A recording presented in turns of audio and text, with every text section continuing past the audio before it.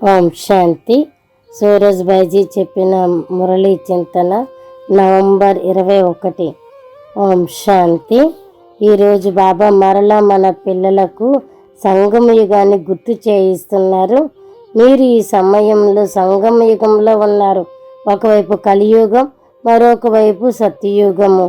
కలియుగంలో పూజారులుగా, సత్యయుగంలో మీరు పూజ్యులుగా ఉండేవారు. పురుషోత్తమ సంగమ యుగంలోకి వచ్చారు. పురుషోత్తములుగా తయారవుతూ ఉన్నారు. అనగా ఉన్నతమైనటువంటి మనుషులు అంటే దేవతలు. బాబా అంటున్నారు, పిల్లలు మీరు దైవీ గుణాలు కలిగిన సంపూర్ణ పవిత్రమైనటువంటి వారిని దేవతలు అని అంటారు. ఇప్పుడు మీరు రెండు ప్రపంచాన్ని చూస్తున్నారు. బాబా వచ్చారు. ఈ బ్రహ్మ తనువులో బాబా గుర్తు చేయిస్తూ ఉన్నారు. మీరు సత్యయుగంలో దేవతలుగా ఉండేవారు, పవిత్రంగా ఉండేవారు. మీరు ఆత్మలు ఉన్నారు.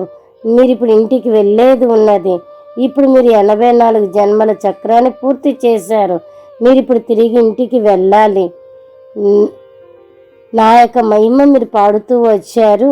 సచ్చిత్ ఆనంద స్వరూపుడు అని బాబా వచ్చారు. బ్రహ్మ విష్ణు శంకర్లు కూడా రచనించేవారు. వారికి కంటే కూడా ఉన్నతమైనటువంటి వారు. బాబా అజన్మ అశరీరి ఉన్నారు. బ్రహ్మ తనువులో వచ్చారు. నిరాకారుడు ఉన్నారు. పతితుల నుండి పావనంగా చేస్తున్నారు. బాబా బ్రహ్మ తనువులో వచ్చారు. మన బ్రాహ్మణ్ణి రచించారు. బ్రాహ్మణులది కులం అనేది ఉండదు, వంశం. మీ యొక్క కులం నడుస్తూ ఉన్నది. ఇప్పుడు మీరు ఈ ప్రపంచం యొక్క కళ్యాణం చేస్తున్నారు. మనుషులు అంటూ ఉంటారు పతిత పావనుడు అని. శివబాబా పతిత పావనుడు ఉన్నారు. రఘుపతి రాఘవ రాజారాం అని అంటారు. అంటే శివబాబా రాముడు, మనమందరం ఆత్మలం, శీతలము. శివబాబా నిరాకారుడు, పరంపిత రాముడు ఉన్నారు. రావణేక జైలు నుండి విడిపిస్తున్నారు. మనల్ని పతిత నుండి పావనంగా చేస్తున్నారు. కానీ రెండో లైన్ రఘుపతి రాఘవ రాజారాం. బాబా ఏమి రాజు ఏం కాదు. వారు త్రేతాయుగపు రాముడి గురించి మహిమ చేస్తూ వచ్చారు. పతిత పావనుడు శివబాబా ఉన్నారు. మనల్ని పావనంగా చేస్తున్నారు. బాబా యొక్క జ్ఞాపకంతోనే పావనంగా అవుతున్నాం. బాబా గుర్తు చేయిస్తూ ఉన్నారు, మీరు మాయాజీతులుగా అవ్వాలి. యోగ బలంతో, జ్ఞానం యొక్క కత్తితో, యోగ బాణాలతో మీరు మాయపై విజయాన్ని పొందాలి. సత్యయుగంలో ఎన్నో అస్త్రశస్త్రాలతో ఉన్నట్టుగా దేవతలకి చూపిస్తారు. శక్తులు హింస చేసేవారు కాదు. వాళ్ళకి ఈ విషయాల గురించి తెలియదు. శక్తులకు అస్త్రశస్త్రాలు చూపించారు అంటే యోగం యొక్క శక్తి, జ్ఞానం యొక్క శక్తి యొక్క గుర్తుగా చూపించారు. మీరు జ్ఞాన యోగాల యొక్క శక్తితో ఈ మాయ పైన విజయాన్ని పొందుతున్నారు. కాబట్టి మీరు ఎప్పుడు కూడా ఓడిపోకూడదు. మాయ కూడా చాలా గట్టిది ఉన్నది. శివబాబా కూడా ఆల్మైటీ అథారిటీ ఉన్నారు, సర్వశక్తివంతుడు ఉన్నారు.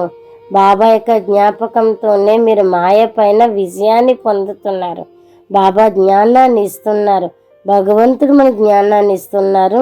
అతనితో మనం పావనంగా అవుతున్నాం. మాయాజీతులుగా కావాలి. నా దగ్గర అయితే సంపూర్ణ జ్ఞానం ఉన్నది. నేను సృష్టి యొక్క ఆది మధ్యాంతం యొక్క జ్ఞానాన్ని ఇచ్చాను. నాకైతే మొత్తం శాస్త్రాల యొక్క జ్ఞానం ఉన్నది. నేనే అది మీకు వినిపిస్తూ వచ్చాను. మీరు ఆత్మలు ఉన్నారు. మీరైతే శరీరం కాదు. మీరందరూ ఆత్మలు. ఈ శరీరాన్ని ధరించి పాత్ర వహిస్తూ ఉన్నారు. విజయమాల 2 మాల ఉన్నది. 2 మాల అంటే మీరు నా మెడలో హారంగా అవుతారు. శివుని యొక్క హారం. శివునికి మీరందరూ సంతానం. మీరందరూ ఆత్మలు, శివుని యొక్క సంతానం. 2 మాల అంటే విష్ణు యొక్క మాల ఉన్నది. ఇందులో ముఖాన్ని చూపిస్తారు. 108 పూసల మాల. బాబా అంటున్నారు, ఈ మాల ఎవరిది తయారవుతుంది అంటే ఎవరైతే సత్యయుగంలో రాజ్యం చేస్తారో, 108 మంది సత్యయుగంలో రాజ్యం చేస్తారో వారికే ఈ మాల తయారవుతుంది. మీరిప్పుడు జ్ఞాన యోగాల యొక్క శక్తితో మాలలో పూసలాగా అవ్వటానికి శ్రమ పడుతున్నారు. బాబా కూడా చెప్తూ ఉన్నారు, పిల్లలు మొదటి నుండి చెప్తున్నారు. మొదట్లో కూడా బ్రహ్మ బాబా ఉదయమే లేచి శివబాబా అతనిలో ప్రవేశించి రాయించేవారు మురళి. అది మహావాక్యాలు క్లాసులో చెప్పేవారు. తర్వాత దాని గురించి మనన చింతన చేస్తూ స్టేజ్ మీదకి వచ్చి బాబా అతనిలో ప్రవేశించి మనకి ఎన్నో మురళీలు చెప్తూ వచ్చారు. భగవంతుడు నిరాకారుడు. మనుషులు అంటారు, భగవంతుడు మీకోసం వస్తారా ఏంటి అని. చెప్పండి, అవును. సముద్రంలోని నీరు నిక్కుగా చేసుకున్నా, ఆకాశాన్ని పేపర్గా చేసుకున్నా, భూమి మీద ఉన్న చెట్లను పెన్నుగా చేసుకున్నా భగవంతుని యొక్క గుణాల్ని వర్ణించలేము. అతని యొక్క గుణాలు అపారమైనవి. బాబా అంటున్న, ఎవరైనా చనిపోతే మీరు ఏడ్చేది లేదు. మీకు తెలుసు, మనమందరం ఆత్మలం. మనం మన సమయం అనుసారంగా పాత్ర వహిస్తున్నాం. ఎప్పుడైతే మన పాత్ర పూర్తయిపోతుందో మళ్ళా మనం తిరిగి ఇంటికి వెళ్ళిపోతాం. ఇందులో మనం ఏడవలసిన అవసరం లేదు. వారి పాత్ర పూర్తయిపోయింది, వెళ్ళిపోయారు. బాబా జాగ్రత్త పరుస్తూ ఉన్నారు.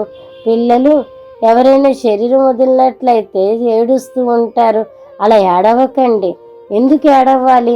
ఆత్మ అవినాశి, శరీరం వినాశనమయ్యేది. మీరు ఇప్పుడు మరలా పావనంగా అవుతున్నారు.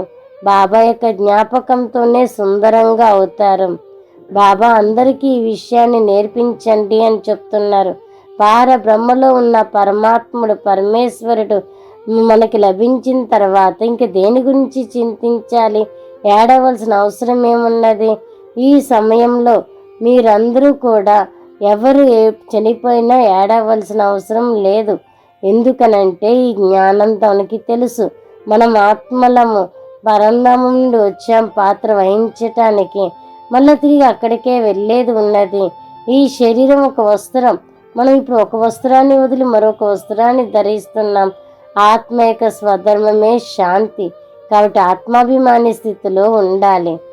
వరదానం ఉన్నది, కిరీటము మరి సింహాసనాన్ని సదా నిలిపి ఉంచుకునే నిరంతర స్వతహా యోగిగా కండి అని అంటున్నారు.